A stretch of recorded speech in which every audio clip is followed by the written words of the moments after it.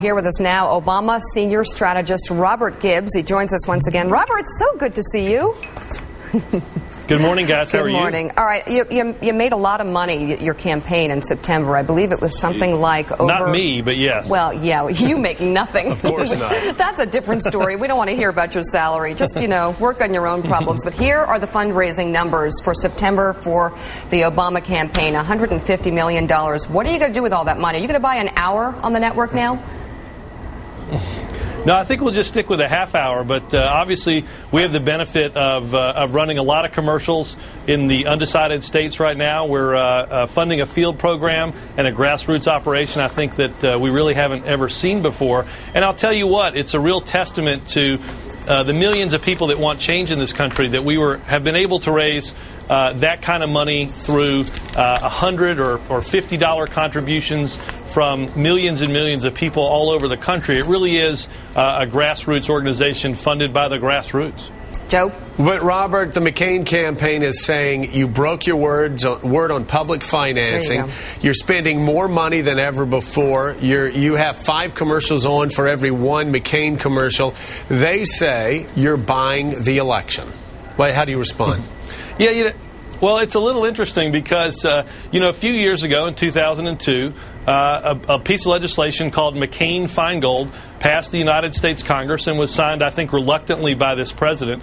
But what it did was it said we were going to take the big checks, the unregulated money out of this system, and we wanted more contributions from individuals in smaller amounts. That's what Barack Obama's done. The average contribution, as you said on that graphic, is less than $100. 632,000 new donors just in the month of September. It's campaign finance reform happening each and every day. But is it fair? In our campaign. Isn't it fair, Robert, to point out, though, that your candidate was not what you could either say was not honest about this or lied about this or something, but he changed his mind about public financing halfway through. He made a commitment that he would make a collective decision about this and then went his own way.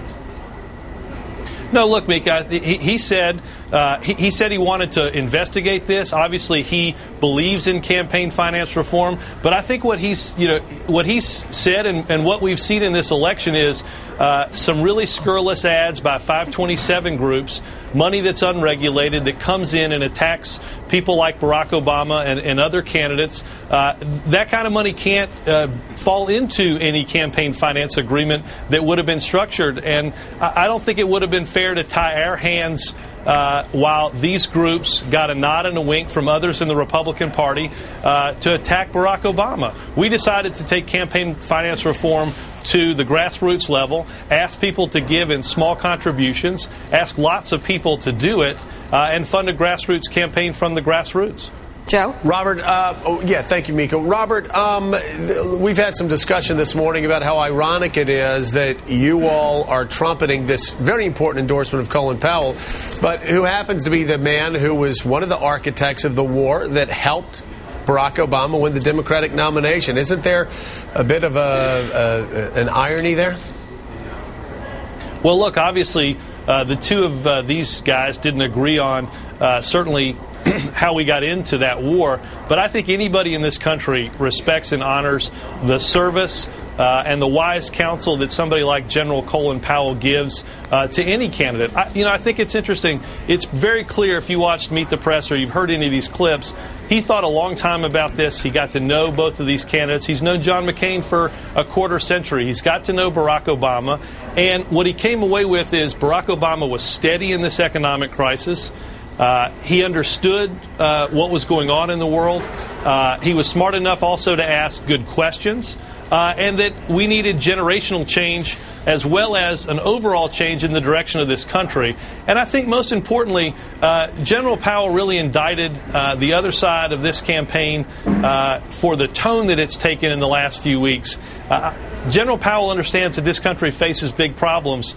I was a little struck by, I didn't agree with what you let in with Sarah Palin, but Sarah Palin said last night that if it was up to her, they wouldn't be running all these robocalls, these nasty calls that people are getting on their telephones each night. I hope Governor Palin will pick up the phone in one of her headquarters and see if she knows anybody in the McCain campaign and maybe get those phone calls taken down.